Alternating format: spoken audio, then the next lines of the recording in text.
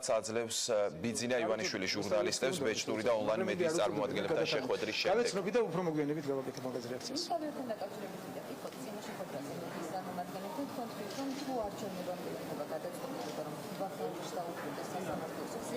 მაშინ თქვენ შესთავაზებთ მას თუ იყო რეაგირება ან თუ შეხვდით საქართველოს საქართველოში ჩამოვიდეთ თუ მოყავთ თქვენს შეთავაზებას ამიტომ კი ნახავს თქვენ იყო რამე გამოხმაურება მისი მხრიდან მე პირადად არ მაქვს მე მაგასთან ეგეთი კავშირები მაგრამ მე შემიძლია გავიმეორო ის იგივე გავიმეორო რაც თქვი მაშინ თუ მოხდება რომ სასამართლო დასრულდება უფრო ადრე ვიდრე არჩევნები იმის გამო რომ თქვენ ხართ ოსტატები სიცრუის გავრცელების და საზღვარგარეთ თავისუფლად გაყიდით მაგას რომ თავისუფლად მედიას ავიწროებენ რომ არ დაგხვიდეთ ჩვენ ბევრი განმარტებები უცხოელებთან რომ რეალობა ესეთი არ არის რეალურში რაც ხდება სასამართლო მედიის მესაკუთრეებს შორის ორი მესაკუთრე ყოფილი იბრძვის სასამართლოში იმისთვის რომ წართმეული ტელევიზია დაიბრუნოს ეს არის რეალობა ამ რეალობის გატანა საზღვარგარეთ ქართულ ოცნებას გაუჭირდება მაგის ოსტატები თქვენ ხართ გარეთ და ამიტომ და ამ მიზეზით კარგი იქნება თუ ხალვაში და დვალიც მე ვიცი რომ დვალს გაუცხადებია მას საჯაროდ მაშინ თქვენ უარი მათქმევინეთ პრეზიდენტზე რომ დვალს ნახევრად თუ როგორღაც უთმობს და დვალი შევა სამართავად ესეც ყოფილა გაცხადებული საჯაროდ მე ამიხსნეს იმის შემდგომ რაც კონფერენცია მქონდა აქ თქვენთან და პრეზიდენტზე შემაფერხა რომ დვალი არაფერ შუაში არაო დვალს აქვს ხანგრძლივობის ვადა გასული ამიტომ ვერ მონაწილეობს პროცესში მაგრამ საჯაროდ გაუცხადებიათ და უთქვამს რომ ხალვაში მასთან ერთად მომართავს ტელევიზიას და დვალი შეიძლება იყოს თავარი მენეჯერი ესეც იყო საჯარო სივრცეში მე ამიხსნეს GDS-ში ტელევიზიაში რომ ესეთ რამ ყოფილა გაცხადებული საჯაროდ შესაბამისად კიდევ ერთხელ გავიმეორებ რომ დავა მიდის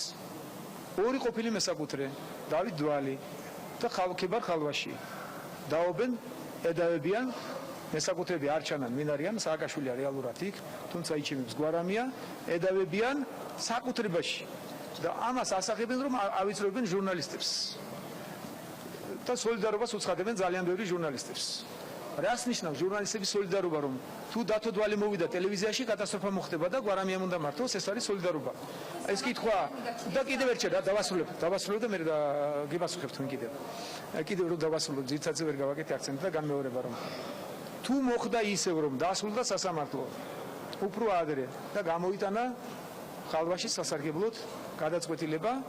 მე კიდევ ერთხელ გავიმეორებდი ჩემს პოზიციას მე ვთხოვდი და ფინანსურ გარანტიებს მივცემდი ფინანსურ სხვამე არ შემიძლია რომ არ შეცვალოს მენეჯმენტი არც ერთი კაცი გვარამიას მეთაურობით დარჩეს მთელი გუნდი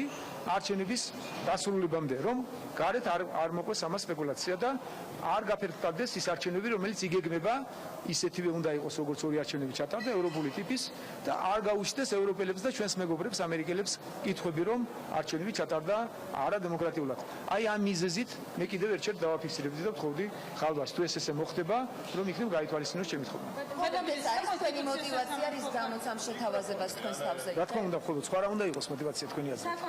თქვენი აზრით სხვა რა უნდა იყოს სააპელაციო სასამართლოს გადაწყვეტილება სამართლიანად მიგაჩნია აბა სხვა რა შეიძლება მივიჩნიოთ თუ არა სასამართლოს გადაწყვეტილება კიდევ რა შეიძლება თქვენთან არსებობს მე მახსოვს ისევ კვესტიძეს გავიხსენეთ რომ სასამართლოსთან დაკავშირებით გავიხსენეთ ისევ რომ დავასახელე სტატისტიკა მსოფლიო ბანკის საქსტატის ციფრები მოიყვანა საქართველოს და შეფასება ჩვენი კვესტიძე თქვა გადით რეგიონებში და ნახეთ და მე არის რუსთავი ორი შეფასება კიდე ნაციონალური მოძრაობის შეფასება მესამე რომელიც ძირითადად სიცრუეზეა დაფუძნებული თუ არა სასამართლოს სხვა რა უნდა შევაფასოთ რით შევაფასოთ სხვა არსებობს სხვა მექანიზმი საკონსტიტუციო სასამართლოს მუშაობასთან დაკავშირებით იუსტიციის მინისტრს აქვს შეკითხვები. თქვენ როგორ შეაფასებთ დახვთ არა თქვენს კითხვები მის მუშაობასთან დაკავშირებით იგივე საუბარი იყო იქ ვადებთან დაკავშირებით ასევე საქმეების განხილვასთან დაკავშირებით საკონსტიტუციო სასამართლოს აგენტიკებს სულუქია. ალბათ მე ცუდად ვიცი თემები და მე ვერ შემოვაგო. როგორი პოზიცია გაქვს თქვენ მათ მუშაობაზე? სამი საქმე გამოყოთ თიაწულუკიანმა ძირითადად ეს ხო კაბელები უნდა გაანალიზოთ ჟურნალისტებმა თიაწულუკიანი თყოლად არაფერს არ იტყვის ის რომ თქვათ როგორც საერთო სასამართლო დამდენი კითხვებია მორუსიძის ირგვლივ დღესაც გავაკეთე მე განმარტებები მაგრამ რა იყო ის სასამართლო და როგორია დღეს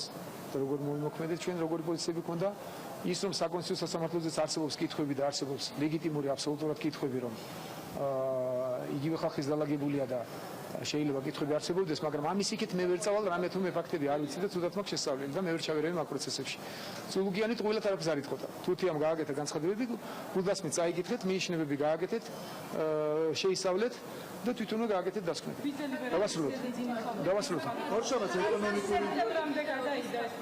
ნორმალურია პროცესია და მიზეზი არ არის საქართველოს მთავრობა. საქართველოს მთავრობამ გააკეთა ყველაფერი და ვერც ერთ პოლიტიკოს ვერ ნახავთ. ვერც ევროპელს და ვერც ამერიკელს